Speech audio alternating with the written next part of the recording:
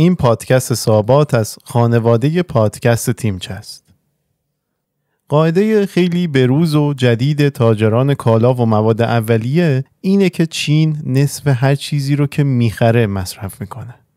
چین در این سالها در کنار تمایل بالاش برای مصرف انرژی، فلزات و مواد اولیه مرزهاش رو هم به روی تاجران خارجی باز کرده و به نظر میاد نقشه‌های بزرگی در سرش داره.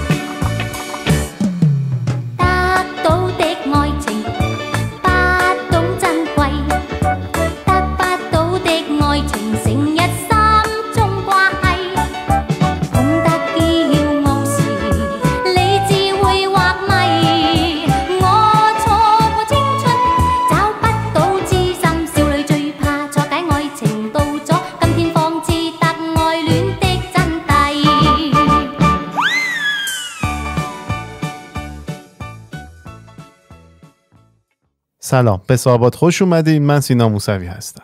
صحابات در معماری ایرانی فضای سایه‌داریه که مردم در مناطق سرد و گرم برای فرار از سرما و گرما بهش پناه می‌بردن و بعد از رفع خستگی و گفتگوی کوتاه با حاضرین به مسیر خودشون ادامه میدادن.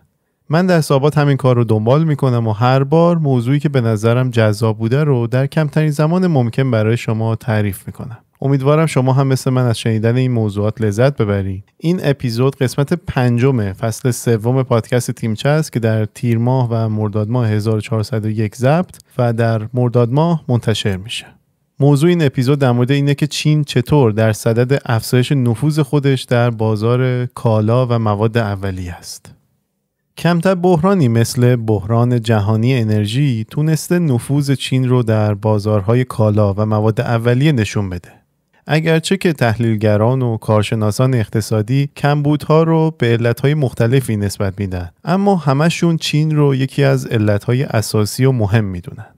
رونق اقتصادی پساکووید چین و همزمانیش با تابستون گرم منجر به افزایش تقاضا برای نیرو و برق شد. 2 مورد از منابع اصلی تأمین برق چین یعنی زغال سنگ و نیروی هیدروالکتریک به ترتیب در نتیجه موانع زیست محیطی در اون قرارداد پاریس و بروز خشکسالی‌ها رو به کاهش گذاشتن و چین نیازش به راه‌های دیگه بیشتر شد. این کشور اول سعی داشت که ظرفیت تولید برق رو با واردات گاز طبیعی مایع یا LNG به چرخه تولید برق خودش تکمیل بکنه و مشکل رو حل بکنه. واردات LNG این کشور در سال جاری یعنی 2022 از مدت مشابه سال گذشته در سال 2021 14% بیشتر شد. این افزایش واردات به چین باعث بروز موج افزایش قیمت‌ها در کل جهان شد. مثلا با تغییر مسیر محموله‌های LNG به سمت شرق در تابستون، اروپا با کمبود گاز مواجه شد. همزمان با همه اتفاقات، روسیه هم به اوکراین حمله کرد و اوضاع بدتر شد. قیمت‌ها بالاتر رفت.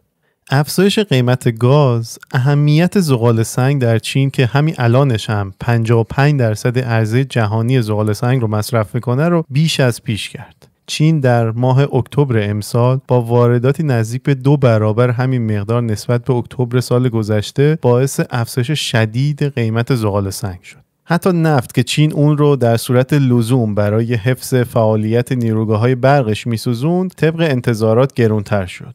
هرچند که مطابق عرف بازارهای کالا عوامل خیلی زیادی در ایجاد نوسانات بازار مؤثرند، اما چین همونطور که گفتم از عوامل اصلی ایجاد این تنش‌ها در بازار به حساب میاد.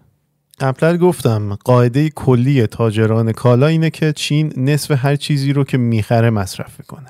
این 50% و نصف چیزی که همه پیش بینی میکنن تو برخی از مواد اولیه مثل سنگ آهن حتی کمتر از اون نصفه. یعنی چی این موضوع؟ یعنی تقریبا حدود 40% مواد اولیه مثل سنگ آهن رو مصرف میکنه، بقیه رو داره انبار میکنه. اشتهای زیاد چین به تنهایی باعث نفوذ این کشور در بازارهای مختلف شده. اما این موضوع چه معنی رو میرسونه؟ چه داستانی داره؟ اینکه از نظر صاحبان قدرت خیلی از کالاها از نظر استراتژیک خیلی مهمن و بنابراین این افراد یعنی چینی ها از مداخله در امور مربوط به اون کالاها هیچ شرمی ندارن و تازه قدرت نمایی میکنن. یه جورایی برای خودشون یک وزنه ایجاد کردن تو بازار که هر کار دلشون بخواد انجام بدن. عرضه بیش از تقاضای ذرت و گندم در چین در سالهای 2010 تا 2015 ذخایر دولتی رو به سطح بی‌سابقه‌ای بالا رسوند و همین موضوع باعث شد تا مقامات چینی به سمت کاهش انگیزه‌های مالی در کشاورزان و ذرتکاران باشن و سعی کنن تولید این محصولات رو کمتر بکنن. اما همونطور که میتونین حدس بزنین همین کاهش تولید بلای جونشون شده و شیب تندی که این کاهش تولید داشت باعث شد نگاه چین برای پر کردن ذخایر ذرت و گندم این کشور به خارج از کشور معطوف بشه و نیازمند کشورهای دیگه بشه. برای اینکه ملموس بشه بذارین با عدد بگم این موضوع رو. واردات سالانه ذرت از کمتر از 5 میلیون تن در سالهای 2013 تا 2018 به تقریبا 30 میلیون تن در سال 2020 افزایش پیدا کرد. در نتیجه این موضوع قیمت ذرت آمریکا در نیمه اول 2020 تقریبا 2 برابر شد. افزایش ارز هم از استراتژی‌های چینی‌ها برای پایین نگه داشتن قیمت‌ها و یه جورایی کنترل بازار. چین در دهه 2000 به منظور جلوگیری از افزایش هزینه‌های زیرساختی که داشت، شروع به سرمایه‌گذاری در تعداد زیادی از کارخانه‌های ذوب آلومینیوم کرد و تولید کنندگان رو به افزایش تولید تشویق کرد. شرکت گرام ترین فیگورا، حالا اگه اسمشو درست گفته باشم، یه شرکت تجاریه که در حوزه مواد اولیه کار میکنه. این شرکت تخمینی زده که کارخونه‌های ذوب آلومینیوم هزینه حدود 70 میلیارد دلار روی دست چین گذاشتن. اما کارشناسان و اقتصاددانان اذعان کردن که بدون وجود این کارخانجات احتمالاً امروز قیمت آلومینیوم همسو با قیمت مس افزایش خیلی زیادی میکرد. این پروژه ها، این سرمایه گذاری های دولت چین و این ترغیب کردن های دولت چین باعث افزایش هزینه های زیرساختی چین بین سالهای 2000 تا 2015 شد. پیش بینی میکنن یه چیزی حدود 1 تریلیون دلار یا بیشتر افزایش داشته بودجه و سرمایه گذاری این دولت و این فشارهایی که دولت چین برای تولید آورده میتونه این افزایش 1 تریلیون دلاری رو توجیه بکنه. تو برخی موارد اشتهای چین ایجاد سیستم‌های مالی جدید رو تسهیل کرد. یعنی چی؟ سنگ آهن به عنوان عنصر اصلی فولاد برای تولید فولاد یه مثال خوبیه برای این موضوع. به دلیل ساخت فشرده زیرساخت‌های فولادی، واردات سنگ معدن چین بین سالهای 2003 تا 2016 10 برابر افزایش پیدا کرد. به نقل از یکی از مدیران شرکت‌های معدنی بزرگ، امروزه چین بزرگترین مصرف کننده سنگ آهن در جهانه و به همین دلیل این بازار رو به عنوان پیچیده‌ترین بازار جهان اعلام کردن جورایی و تبدیلش کرده چین به پیچیده‌ترین بازار جهانی. خریداران سنگ آهن تو کشورهای دیگه مثل ژاپن و کره جنوبی قراردادهای بلند مدت رو برای خرید سنگ آهن ترجیح میدن. به همین دلیل در چین بازارهای نقدی خیلی بزرگی ایجاد شده که فرصت فروش مجدد سنگ آهن مازاد خریداری شده برای صاحبان اون فراهم میکنه و در اون قیمت این سنگ آهن اعلام میشه و یه جورایی تعیین میشه. در چین 10 بندر دریایی محل مبادلات سنگ آهن شدن. اونها با داشتن امکانات ذخیره سازی تبدیل به مکانهایی برای خرید و فروش مشتریان سنگ معدن و سنگ آهن شدن. خیلی از تحلیلگران و اقتصاددانا برای ارزیابی چشمانداز بازار سنگ آهن و فولاد از قیمت بندرگاه‌های چینی کمک میگیرن. یه جورایی چین با دست گذاشتن روی بازار سنگ آهن میتونه قیمت تعیین بکنه دیگه. حتی بیشتر از نیازش میخره و این سنگ آهنی که در بنادرش انبار شدن و نیازی بهشون نداره رو به قیمت حتی بالاتر میفروشه و میتونه کنترل بکنه بازار رو به طور کامل. یعنی یه جورایی شرکت‌های دیگه نمیتونن با شرکت‌های چینی رقابت بکنن. امروز شرکت‌های تجاری چینی هم پیچیده‌تر شدن. یکی از کارشناسان مؤسسه مطالعات انرژی آکسفورد یه مصاحبه‌ای داشته که در اون گفته که بزرگترین شرکت‌های چینی مثل پتروچاینا و سینوپک، 2 شرکت نفتی دولتی چین، در هدایت استراتژیک بازار مهارت بیشتری پیدا کردن. اونها تاکتیک‌های مورد استفاده تاجران اروپایی رو یاد گرفتن و به عینه دارن تقلیدشون میکنن. این تاکتیک‌ها شامل باز کردن آپشن و کارهای دیگه است برای تغییر قیمت کف بازار که این کار تا حدی به اطلاع رسانی قیمت‌ها در قراردادهای بلند مدت به اونها کمک میکنه. وقتی که شما بتونین کف قیمت مشخص بکنین، خب راحت‌تر میتونین قراردادهای بهتری در آینده ببندین، چون خودتون دارین بازار رو قیمت گذاری میکنین یه جورایی. بقیه معامله‌گران چینی هم در حال رشدن و باهوشتر عمل میکنن. در ماه مارس کافکو، یکی از غول‌های مواد غذایی این کشور، اعلام کرد که قصد داره بازوی تجاری خودش رو ایجاد بکنه و میخواد با تغییرات بازار جلو بره. مبادلات کالا در بورس کالای چین امروز در حال شکست دادن رقبای جهانیشه. 3 قدرت بزرگ در دالیان، شانگهای و ژنگژو وجود دارن و بازار بورس خودشون رو انداختن. تعداد قراردادهایی که شرکت‌ها در سال 2020 انجام دادن در این 3 تا شهر، در بورس این 3 تا شهر، 6 برابر بیشتر از صرافی‌ها و گروه بانک‌های آمریکایی بوده. ارزش مالی همه این بورس‌ها با طرف آمریکایی تقریباً معادله، یه جورایی برابره. حتی توی مقاطعی بالاتر و بیشتر هم معامله انجام دادن، ارزش بالاتری داشتن. همه 10 قرارداد آتی کشاورزی، مواد کشاورزی با بیشترین معامله ها از ژانویه تا ژوئن امسال در 2022 چینی بودن. 8 تا قرارداد از 10 تا قرارداد برتر فلزات و مواد اولیه فلزی چینی بوده. 5 قرارداد از 10 قرارداد برتر انرژی هم به همین ترتیب چینی بوده. نشون میده که چین حضور خیلی پررنگ و مهمی داره. بورس‌های دیگه خیلی قافیه رو به بورس‌های چینی باختن. به نظر میرسه که صرافی‌ها و بانک‌های چینی هم با همتایان غربی خودشون تفاوت‌هایی دارن. اونها تحت سلطه سرمایه‌گذاران کوچیکی هستن که بهشون لقب پیازچه میدن، برای اینکه وقتی قطع میشه پیازچه دوباره خیلی سریع رشد میکنه. برآوردهای موجود از سال 2016 نشون میده که این گروه صرافی‌ها و بانک‌های چینی حدود 85% از قراردادهای آپشن رو در اختیار دارن. این مقدار در بورس‌های غربی برابر با 15%، یعنی تفاوت خیلی زیاده. حضور بانک‌های چینی توی بورس خیلی زیاده. صرافی‌ها و بانک‌های چینی همچنین با سرمایه‌های کمتر هم حاضرن معامله بکنن. اونها با این سرمایه‌ها برای مدت زمان کمتری کار میکنن و همین موضوع باعث میشه که نقدینگی بیشتری تو دست و بالشون داشته باشن و بتونن خیلی بیشتر از بانک‌های غربی سرمایه‌گذاری بکنن.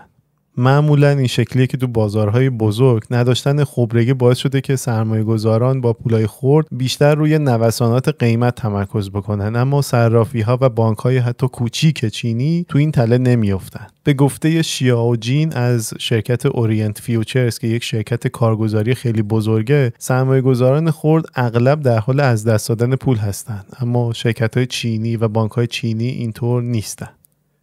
گام بعدی مقامات پکن در توسعه بازارهای کالای چین رسوندن معیارهای این کشور به استانداردهای جهانیه. یعنی چین موضوع چیکار میکنن دقیقاً؟ افزایش استفاده از یوان برای انجام تقریباً 2 تا 3% از معاملات کالاهای برون مرزی، در حالی که سهم دلار در این بخش 38%. مورد دیگه اینه که مقامات نسبت به معیارهای غربی محتاطن و یه احتمال خیلی زیادی معمولا به این موضوع میدن که تحریفات و تغییراتی در دیتایی که غربی‌ها منتشر میکنن وجود داره و کلاً به غربی‌ها مشکوکن. یه لحظه اینجا پاس کنین. دولت چین به خاطر اینکه بتونه حضور فعالتری داشته باشه در بازارهای بین‌المللی، اونقدی اصرار نداره روی پول ملی خودش یوان. 2 تا 3% از معاملات کالای برون مرزی چین از طریق یوان انجام میشه. اینو دوباره دارم تکرارش میکنم، اینکه سهم دلار تو این معاملات 38%. اینجا نگاه کنیم به دولت خودمون، ببینید چقدر اصرار دارن به استفاده از درهم امارات و روبل روسیه و واحدهای پول هند و بقیه کشورهای مختلف. چقدر ما در اخبار میخونیم که دیگه جایگزین دلار و یورو پیدا شد و این داستان ها، ما میخوایم این کار رو انجام بده. تفاوت رو اینجا میشه دید دیگه، اهداف رو میشه دید. تو سالهای گذشته چین برای محافظت از تولید کنندگان و مصرف کنندگان خودش در برابر نوسانات قیمت‌های جهانی یه جورایی به انزوای اقتصادی روی آورده بود. فقط شرکت‌های منتخب دولتی، اونایی که اجازه داشتن از سمت دولت، حق معامله در بورس‌های آتی کالاهای خارجی رو داشتن و صرفاً گروه کوچکی از تاجران بین‌المللی میتونستن به بورس‌های داخلی چین دسترسی داشته باشن. بیشتر تاجران چینی هیچ انباری برای تحویل کالاهای فیزیکی در خارج از سرزمین اصلی چین نداشتن و ندارن. مبادلات خارجی در انبارهای داخل چین هم مجاز نیست به قانونشون. اما به نظر میاد دولت و سیاستمداران چینی در پی تغییرات در این سیاست هستند و تمایل دارن مرزهاشون رو به روی تاجران خارجی باز کنن و تسلط خودشون رو در بازار کالا و مواد اولیه به دیگر کشورها دیکته بکنن. مرسی که منو تا اینجا دنبال کردین. لینک منبع اصلی این اپیزود رو در توضیحات میذارم. لینک هامی باش هم در توضیحات هست. اگه دوست داشتین از من و پادکست حمایت بکنین، یه راه خوبش هم این هامی باشه. ولی مهمترین و بهترین راه معرفی پادکست به دیگرانه. پادکست تیمچه پلاس، سابات و ایوان اقتصاد رایگان بودن و خواهند بود. پس تا 2 هفته دیگه فعلا